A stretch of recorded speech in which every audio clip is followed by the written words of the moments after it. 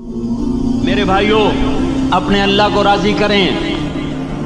جن دکانوں کے پیچھے نمازیں چھوٹ گئیں، جن دکانوں کے پیچھے سچ کو طلاق ہو گئی، جن دکانوں کے پیچھے دیانت چلی گئی، خیانت آ گئی، بددیانتی آ گئی، ہاں اللہ تعالیٰ قیامت کے دن کہے گا بددیانت سے، وہ تو نے جو امانت کھائی لے کے آ، وہ امانت جو تو کھا گیا تھا لے کے آ۔ کہے گا یا اللہ کہاں سے لاؤں، وہ تو دنیا میں رہ گئی۔ اللہ تعالیٰ فرمائیں گے پڑی ہوئی ہے جہنم میں، پڑی ہے، جا اٹھا کے لا۔ وہ جہنم میں کیسے جائے؟ تو فرشتے ماریں گے چل، اور وہ اس کو لے کے چلیں گے، اور چلتے چلتے دوزخ کا سب سے خطرناک حصہ حاویہ، وہاں اس کو لے کے جائیں گے جہاں منافق رہتے ہیں۔ بددیانت لوگ حاویہ تک چلے جائیں گے ایمان ہونے کے ساتھ بھی۔ امانت کو کھانے والے لوگ حاویہ میں چلے جائیں گے، جو منافقین کی آگ ہے اس میں۔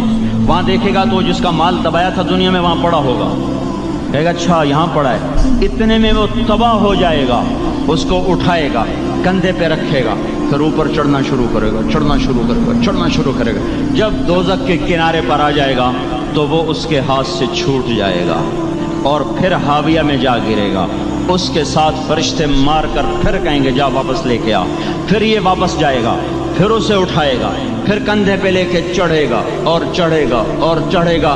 جب کنارے پر آئے گا تو پھر اس کے ہاتھ سے چھوٹ جائے گی، اس کے پھر فرشتے مار کے نیچے گرا دیں گے، جا لے کے آ۔ اب یہ کبھی اس میں سے نہیں نکل سکتا۔ اس کمانے سے توبہ کریں، یہ کمانا جہنم میں لے جائے گا۔ اور ادھر دوسری سنو، سَيَعْلَمُونَ الْيَوْمَ مَنْ أَصْحَابُ الْكِرَامِ، ایک فرشتہ اعلان کرے گا آج پتہ چلے گا عزت والے کون ہیں، آج پتہ چلے گا عزت والے کون ہیں۔ أَيْنَ الَّذِينَ تَتَجَافَى جُنُوبُهُمْ عَنِ الْمَضَاجِعِ، کہاں ہیں راتوں کو اٹھ کے نمازیں پڑھنے والے؟ ارے میرے بھائیو، یہ نماز کی غفلت بہت بڑی ہلاکت ہے۔ میں کیسے سمجھاؤں؟ میں تو جب بھی جمعہ پڑھاتا ہوں میں یہ مضمون ضرور بیان کروں۔ مجھے جب یہ مجمع نظر آتا ہے تو میرا دل ٹکڑے ٹکڑے ہو جاتا ہے کہ یہ 8ویں دن آتے ہیں اور باقی دن کہاں ہوتے ہیں؟ یہ کیوں نہیں سمجھتے؟ ان کے آنکھ کیا ہو گیا؟ ان کے کانوں میں ڈاٹ لگ گیا، یا دل کے اوپر کوئی پردہ آ گیا، یا میں کوئی عربی میں بات کرتا ہوں جو سمجھ میں نہیں آتی، یا میں کوئی ان سے چندے کا مطالبہ کر رہا ہوں، یا کوئی اپنی ذات کے لیے سوال کر رہا ہوں، یا اپنی شخصیت کی دعوت دے رہا ہوں۔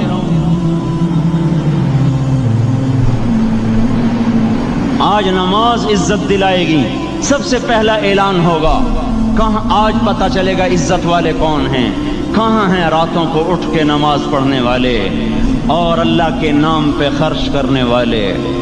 صرف نماز نہیں، زکوٰۃ بھی دینی پڑے گی۔ پیسہ ہے زکوٰۃ نہیں دے رہے، پیسہ ہے اللہ پہ کے نام پہ خرچ نہیں کر رہے۔ بھائیو، اللہ کے نام پہ خرچ کرنا سیکھیں، اللہ کے واسطے اپنے آپ کو سادگی پہ لائیں اور اللہ کے نام پہ لٹانا سیکھیں۔ اللہ آپ کی نسلوں کو واپس کرے گا، صرف آپ کو نہیں، آپ کی نسلوں کو واپس کرے گا۔ آپ اللہ کو قرضہ دے رہے ہیں، کسی ایسے ایرے غیر کو قرضہ نہیں دے رہے۔ یہاں مسجدیں والے چندے مانگ رہے، بھائی مسجد کو چندہ دو، مدرسوں والے چندے مانگ رہے، مدرسوں کو چندے دو۔ یہ تو مسلمان کی غیرت کے خلاف ہے کہ اللہ کے گھر میں مسجد کے لیے چندہ مانگا جائے، اور کہیں صندوقچیاں پھرا رہے، کہیں وہ جھولیاں۔ ایسی مجھے شرم آتی ہے، یہ کرنے والوں پر بھی میں کیا کہوں، ان کی عقلوں پہ بھی پردہ ہے کہ اللہ کے گھر میں مخلوق کے سامنے جھولی پھیلاتے ہیں، اور پھر ان مسلمانوں کی آنکھوں پر بھی پردہ ہے کہ ان کو غیرت نہیں آتی کہ مسجد کے لیے جھولی پھیلائی جا رہی ہو، اور یہ گھروں میں اچھا خاصا کھاتے پیتے ہوں اور مسجد کے لیے جھولی پھیلائی جائے اور مسجد کے لیے صندوق رکھے جائیں، اور ہر نماز کے بعد مدرسے کے لیے لوگ چندہ مانگ رہے ہوں۔ یہ ایمانی اور غیرت کے خلاف، مسلمان کی سخاوت کے خلاف ہے کہ اس طرح مسجد کے لیے جھولیاں پھریں اور مسجد کے لیے صندوق پھریں۔ ہم تو اللہ کے نام پہ بے دھڑک لگائیں، اقیموا الصلاۃ وآتوا الزکاۃ، اقیموا الصلاۃ وآتوا الزکاۃ 67 دفعہ یہ حکم چلا ہے، اور ہر دفعہ زکوٰۃ کے ساتھ نماز، نماز، زکوٰۃ، زکوٰۃ، نماز، نماز، زکوٰۃ، زکوٰۃ، نماز۔ نماز پڑھنے والے زیادہ ہیں نسبتاً زکوٰۃ دینے والوں سے، زکوٰۃ دینے والے تھوڑے ہیں، پیسہ جاتے ہوئے جان جاتی۔ ہمیں نہ دو، اپنے غریب رشتہ داروں کو تلاش کر کے دیں، اپنے غریب رشتہ داروں کو، اپنے غریب پڑوسیوں کو۔ آج جو صحیح دیانتدار تنخواہ دار ہے وہ بھی مستحق زکوٰۃ ہے اگر وہ دیانتدار ہے تو۔ اگر رشوت نہیں لیتا تو آج کا ایس پی بھی مستحق زکوٰۃ ہے۔ میرا ایک دوست ایس پی کہنے لگا میں زکوٰۃ کا مستحق ہوں، حالانکہ میں ملتان کا ایس پی ہوں، کہ 15 دن میرے گھر میں کبھی سالن پکتا ہے کبھی نہیں پکتا۔ اپنے اوپر صرف خرچ کرنا۔ بچے کو کھلونے کی خواہش تھی، 1000 روپے کے کھلونے لے کے دے دیے، کیا ظلم ہے یہ؟ 1000 روپے کے کھلونے بچے کو لے کے دے دیے، کہ اللہ نہیں پوچھے گا کہ اس 1000 سے کسی غریب کے گھر کا دیا جل سکتا تھا اور کسی کے غریب کا ایک ہفتہ گزر سکتا تھا، تیرے کسی مسکین رشتہ دار کے گھر میں بھی کچھ سالن پک سکتا تھا۔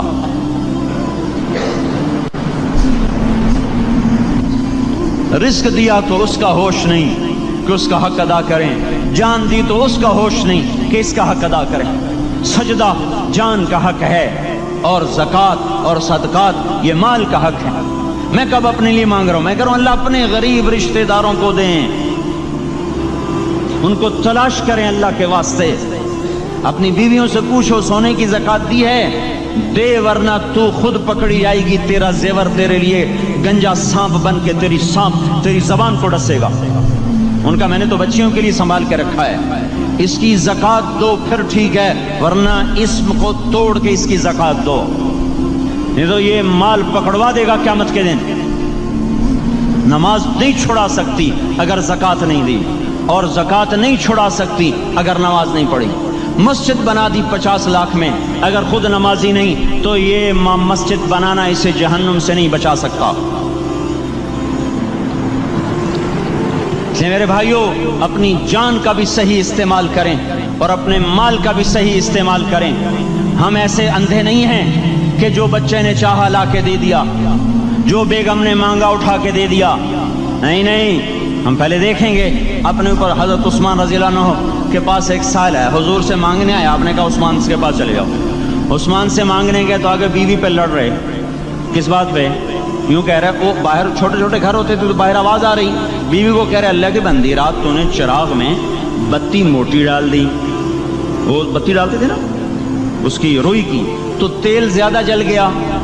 تو یہ کہنے لگے یہ کس کنجوس کے پاس بھیج دیا؟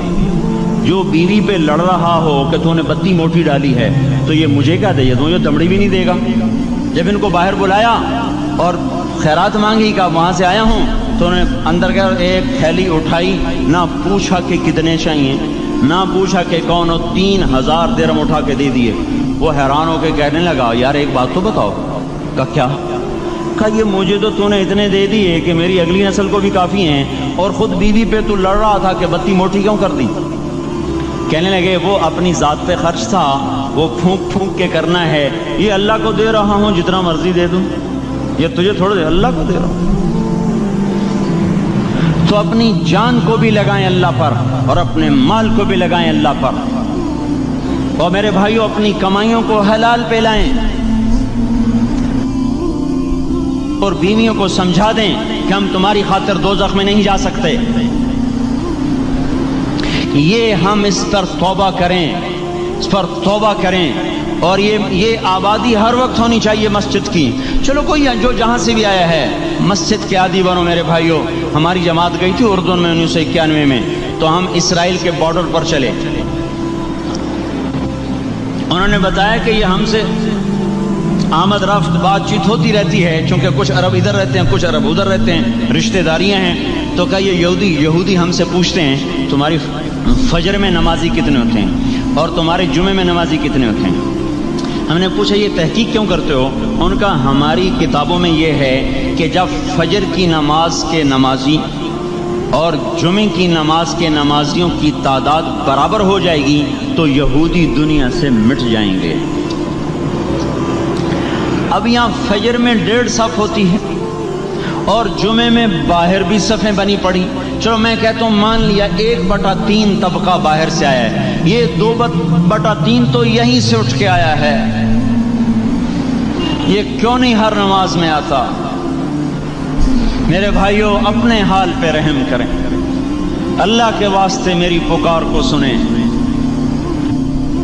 میں آپ کو کوئی فلسفہ نہیں سمجھا رہا، میرا روزانہ ہر جمعہ جب آتا ہوں میں یہی مضمون بیان کرتا ہوں، میں روزانہ آپ کو نیا بیان سنا سکتا ہوں۔ 360 دن ہیں، میں اللہ کے فضل سے آپ کو روزانہ نیا 360 دن میں آپ کو 360 نئے بیان سنا سکتا ہوں۔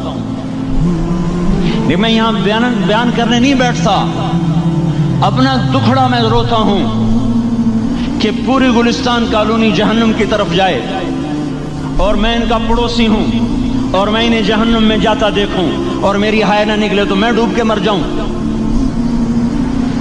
جلتا کتا ہم نہیں دیکھ سکتے اور اس ہماری آنسو نکل پڑیں، چوہے کو ہم جلتا نہیں دیکھ سکتے اور میں اتنی شکلوں کو جہنم میں جاتا دیکھوں۔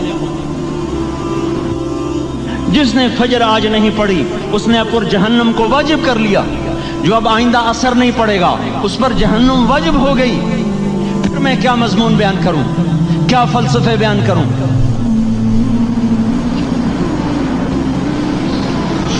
اس لیے میرے بھائیوں اپنی ذات پہ رحم کریں، اپنے بچوں پہ رحم کریں، اپنے گھر والوں پہ رحم کریں، مسجد کی دوڑ لگائیں، اپنے مال کو اللہ کے نام پہ خرچ فرمائیں تاکہ یہاں بھی جہان بنے اور وہ بھی جہان بنے۔ کیا زندگی ہے، چلتے چلتے سانس نکل جاتا ہے پھر یوں مٹ جاتے ہیں جیسے دنیا میں کبھی آئے نہ تھے۔ پوتے پوچھتے ہیں ابا دادا کی قبر کہاں ہے؟ ابا کہتے ہیں بیٹا یہیں کہیں مل گئی، پتہ نہیں کہاں ہے۔ آج تو اگلی نسل دادے کی قبر نہیں دیکھ سکتی، ہم اس دنیا کی خاطر اللہ کے باقی ہو جائیں۔